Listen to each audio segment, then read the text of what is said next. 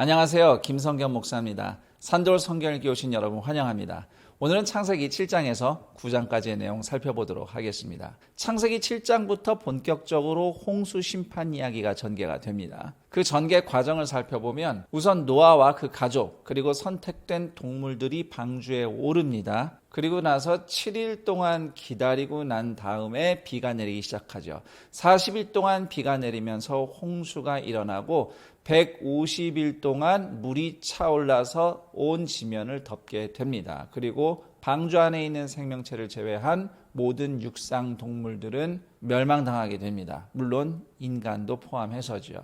여기까지가 대략의 창세기 7장의 사건의 내용인데, 여기서 주목할 대목은 2절에서 하나님께서 동물들을 정결한 짐승과 부정한 짐승으로 구분하시는 내용입니다. 여기서 정결하다 부정하다 할 때는 동물 자체가 선하다 악하다를 얘기하는 것이 아니라 사람이 먹을 수 있느냐 없느냐를 따라서 그렇게 구분을 한 것이고요. 그리고 하나님께 제물로 드릴 수 있느냐 없느냐를 또한 기준으로 봤을 때 정하다 부정하다 이렇게 구분이 되는 것이라 하겠습니다.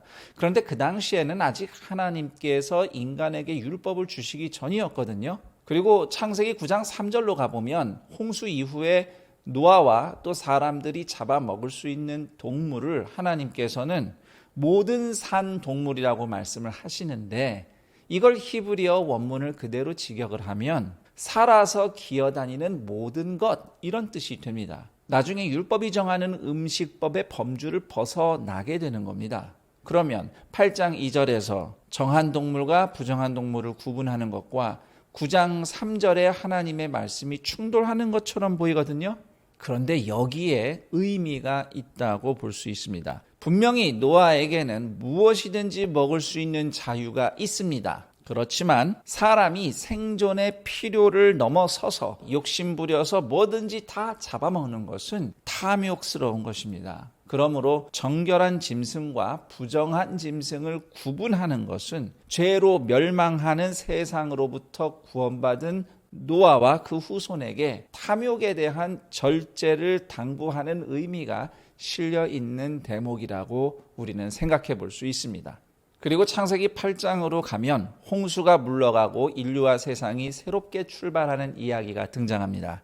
홍수가 정점을 찍고 그 다음 150일을 또 지나면서 물이 빠져나갑니다. 그러다 마침내 방주가 아라랏 산이라는 곳에 걸리게 되고요. 40일 동안 또 기다리게 됩니다. 그 다음 노아가 까마귀, 비둘기 이런 새들을 날려보내면서 상황을 체크를 하고요. 7일을 더 기다렸다가 비둘기를 보내서 다시 상황을 확인하고요. 또 7일을 기다린 다음에 땅이 메마른 것을 확실하게 확인하고 나서 드디어 노아와 가족들과 동물들이 방주 밖으로 나오고 땅으로 돌아오게 됩니다.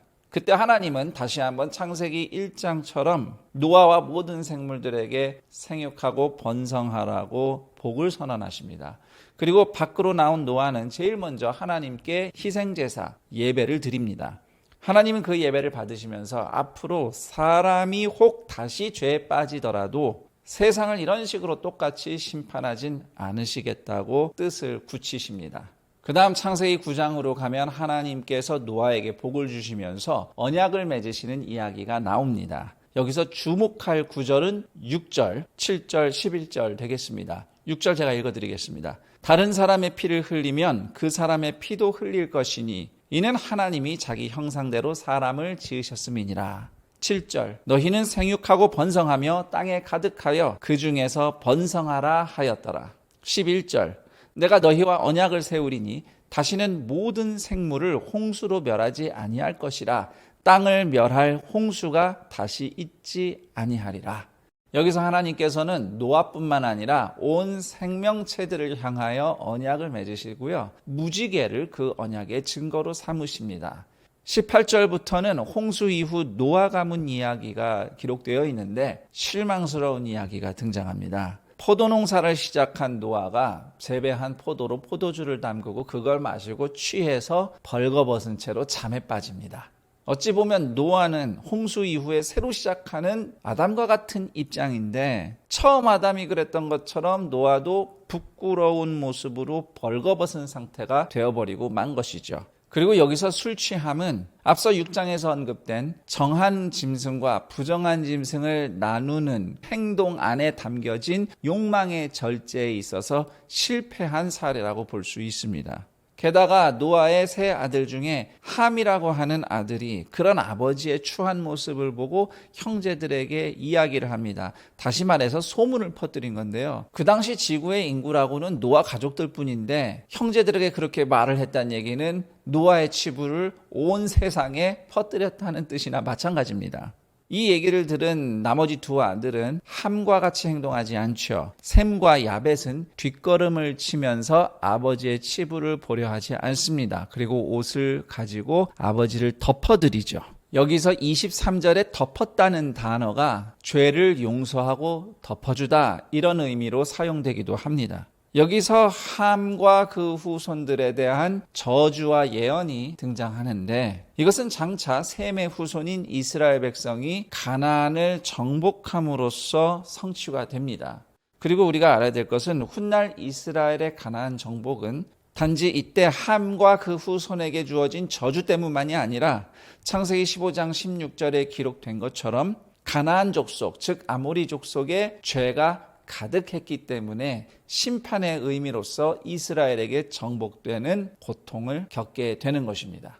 창세기 6장에서 9장까지 걸쳐 있는 노아 홍수 이야기를 통틀어서 가장 핵심적인 구절을 하나 뽑으라면 8장 1절 내용이 되겠습니다. 하나님이 노아와 그와 함께 방주에 있는 모든 들짐승과 가축을 기억하사, 하나님이 기억하셨다는 말씀이에요. 창세기 6장에서 9장의 노아의 홍수 이야기는 키아즘, 우리말로 하면 대칭 병행 순환 구조로 기록이 되어 있습니다. 그게 무슨 뜻이냐면 제가 지금 화이트보드에 이렇게 적어봤는데 이야기의 처음과 끝이 이렇게 대칭을 이루어요. 그리고 가운데 센터가 있는 겁니다. 제가 지금 이 보드에는 다 기록한 게 아니에요. 다 쓰면은 이 화면을 넘어가 버려서 제가 몇 가지 중요한 사건들만 이게 어떻게 병행 대칭을 이루는지 보여드리려고 적어놓은 건데 우선 맨 처음에 6장 10절 상반절에 노아가 나오고요. 이 노아가 9장 19절에 노아와 대칭을 이룹니다. 그리고 6장 10절 하반절에 셈, 함, 야벳 나오는데 이거는 9장 18절 하반절에 셈, 함, 야벳하고 대칭을 이루어요. 또 6장 18절에서 20절 사이에 하나님과 노아의 언약, 이거는 또 9장 8절 10절에서 하나님과 모든 생물의 언약하고 언약의 내용이 대칭이 되고요. 7장 4절 5절에서 홍수까지 7일 기다리는 내용이 7절에서 10절에서도 또 나와요. 마찬가지로 8장 10절 11절 그리고 12절 13절 보면 물이 빠지기까지 또 7일을 2번 기다리는 내용이 나오고요. 7장 17절 상반절에서 40일 동안 비가 오면서 홍수가 나죠. 8장 6절 상반절에 40일 동안 방주가 아라랏산에 걸쳐있는 내용으로 이렇게 대칭이 됩니다. 그리고 7장 21절 24절에 150일 동안 홍수가 유지가 되고 그리고 8장 3절에 150일간 물이 줄어들었다 해서 이렇게 150일이 2번 대칭이 되고요. 이 사이에 샌드위치처럼 껴있는 8장 1절 하나님이 노아를 기억하셨다. 이것이 결국 노아의 이야기의 핵심이라고 하겠습니다. 여기서 기억하셨다는 말은 하나님이 잊고 계시다가 아차 노아 아이고 깜빡했네 이런 뜻이 아니고 하나님께서 노아에게 약속하신 대로 그대로 실행하셨다는 의미가 담겨있는 말씀이 기억하셨다입니다. 하나님은 노아를 기억하셨어요. 그리고 구원하셨습니다. 그리고 그 하나님께서 오늘 여러분을 기억하십니다. 자, 여기까지 창세기 7장에서 9장까지 내용 살펴봤고요. 저는 이만 여기서 인사드리고 내일 그 다음 내용과 함께 여러분 다시 찾아뵙겠습니다. 감사합니다.